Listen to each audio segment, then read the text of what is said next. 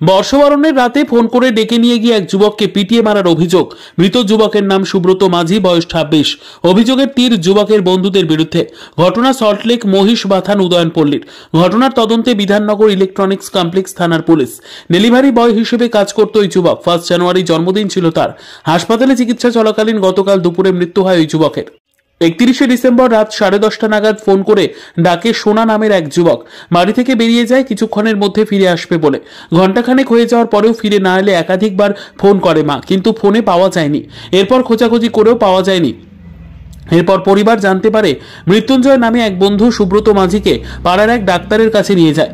এরপর ডাক্তার হাসপাতালে নিয়ে যেতে বলে। তখন তাকে বাড়িতে নিয়ে আসা হয়। তখন তার অবস্থা আশঙ্কাজনক অবস্থায় ছিল। এরপর পরিবারের লোকেরা বিধাননগর মহকুমা হাসপাতালে নিয়ে যাওয়া হয় সুব্রতকে। অবস্থার অবনতি হলে আরজিকর হাসপাতালে নিয়ে গেলে মৃত বলে ঘোষণা করে চিকিৎসকরা। মৃত্যুর পর থেকেই মৃত্যুঞ্জয় নামে ওই যুবক পলাতক। বাড়ির কাছে একটি ক্লাবের মাঠে পড়েছিল ওই যুবক বলে পুলিশ সূত্রের খবর। সেই জায়গাটি পুলিশ ঘিরে রেখেছে। তবে এই ঘটনার সাথে কারা জড়িত এবং কি কারণে মারধর করা হয়েছে সে বিষয়ে তদন্ত করে দেখছে ইলেকট্রনিক্স কমপ্লেক্স থানার পুলিশ। বেশ কয়েকজন বন্ধুকে জিজ্ঞাসাবাদ করা হচ্ছে। এখান দিয়ে ডাইকে নিয়ে গেছিল, ফোন করে ডাইকে নিয়েছে। ফোনে যেটুকু বুঝলাম সে ডাইকে নিয়ে গেছিল সোনা। ওকে বারণ করছে, সোনা এখন ডাকিস না, ও যাবে না, শুয়ে পড়ছে। এমনিতে ঠান্ডা লেগে গেছে, ওই রাত্রে যাবে না, যা কথা হয় কালকে হবে। ও আর কিছু বললো না। ছেলে বললো, ফোনটা রেখে দিয়ে বললো, মা আমি এক্ষুনি যাবো আর আসবো, আধা ঘন্টাও টাইম লাগবে না, তুমি পানটা খাও, আমি খাইতে খাইতে চলে আসবো। আমি কথা যেন ঠিক থাকে। ও যখন আমি পান খেয়ে তখন 11টা বাজে গেছে, আধা ঘন্টা বেশি হয়ে গেছে, তখন ফোন করছি। প্রথম ফোন করছি, ফোন তোলে না। 2-3বার ফোন করছি, ফোন আর 2বারও তোলে না। 3বারের পর আমার তখন কিরম লাগলাম যে ফোন কি নিয়ে গেছে না উপরে আছে। আমি সিঁড়ি দিয়ে উপরে উঠে গেছি ফোন করতে করতে, যাইতে এই খাটের উপর ফোন। ও ফোন নিয়ে যায় নাই। ফোন করতে করতে তারপরে আর তখন আবার বইছি। বইয়ে যখন 11টা বাজে তখন আবার ফোন করছি, দেখি আমার মোবাইলের পয়সা শেষ। তারপরে আমি আবার গেছি খুঁজতে।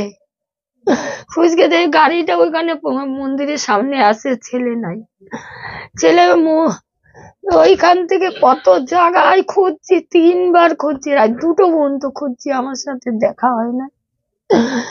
4:45টার সময় ওইখানে ডাক্তার কাছে ওরা আবার ধরকে নিয়ে গেছে। এ সময় আর কিচ্ছু নাই, মাথাটা তো পড়ানো, চোখ দাঁড়িয়ে গেছে, কিচ্ছু নাই, কথাটা তো বন্ধ। জ্ঞান ডাক্তারে বলে আর কোনো কোথায় পাওয়া গেছিল ওকে? ওকে নাকি ওই ক্লাবের ওইখানে পাওয়া গেছে। 2টো ছেলে, মৃত্যুন আর একটা ছেলে আমি চিনি না। ওরা ডাক্তারের কাছে ওই সামনে অনুপ ডাক্তার, ওর কাছে নিয়ে গেছে। ও ডাক্তার তো দরজা খুলছিল না, গালাগালি করবে তোরকে, দরজায় লাথি মারবে, তারপর খোলাইছে। সব 4:45টা বাজে। সে সময় উঠকে ওর ছেলের ওই অবস্থা দেখে হাত দিতে চাই, হাতেই দেয়নি।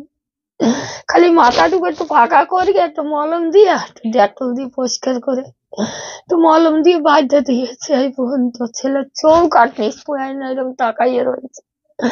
আর চোখের মনিটা দেয় নিচে চলে গেছে, সাদা মনিটা খালি বার করে। এত ডাকছি ছেলেরে, আনকে ঘরে নিয়ে আইসি। তারপর কোথায় নিয়ে গেছিল? ঘরে একটুক্ষণ আনকে রাখছি, রাগাইয়া দেখি পুরো ভিজা, একদিনে ঘরে নিয়ে আইসি। ঘরে আনকে জামা প্যান্ট সব খুলছি, খুলকে ওইখানে আছে সিঁড়ির ধারে, পুরো ভিজা। খুলকে দেখি পুরো ঠান্ডা হয়ে গেছে। তাহলে যে সকালটা হোক, এই ভোরবেলা কিছু পাও না। ওদিকে আমি ঠিক এদিকে দৌড়ে দৌড়ে যে গাড়ির টিকেছে ওই ডাক্তারের কাছে গেছি। ডাক্তার বলে কি তুমি নিয়ে হসপিটালে চলে যাও, দাঁড়াইও না। গাড়ি পাচ্ছি না, গাড়ি পাইতে পাইতে প্রায় 10:45টা বাজে। এই সময় ছেলে নিয়ে গেছি, খেলে খালি দম ছাড়ছে, কথা টথা বলতে পারছি না। সেবাই নিয়ে গেছি, এই সময়ও ঠিক ছিল। সেবার থেকে সব এক্সে টেক্সে যখন করিস ওই যে রিপোর্ট আছে, ডাক্তারে বলে কিছু না, ভগবান কেন আমাদের এত শাস্তি দিচ্ছে। আমার ভালো ছেলেটারে ডাইকে নিয়ে গেছে ঘর থেকে ভালো ছেলেটা ডাইকে নিয়ে গেছে, সেই আমার লাশ ঘর। আমার চাল জানতো ছেলেটারে ডাইকে নিয়ে শেষ করে গেছে।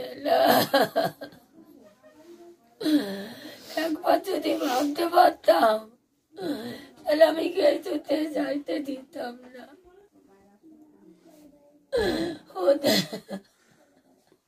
বাড়ি থেকে ডেকে নিয়ে যায়? ডেকে নিয়ে গেছে, খাইয়ে শুইয়া পড়েছে, উপরে ঘুমাইতাম, আধা ঘন্টা আগে শুইছে, 10:30টার সময় ডাইকে নিয়ে গেছে ফোন করিয়া। আমি বারবার বারণ করছি, বাবা তুই যাস না, তুই যাস না। বলে মা আমি আধা ঘন্টার ভিতর ঘুরে আসবো, তুমি চিন্তা করো না, তুমি ওষুধ খাইয়ে বসো, আমি আসবো।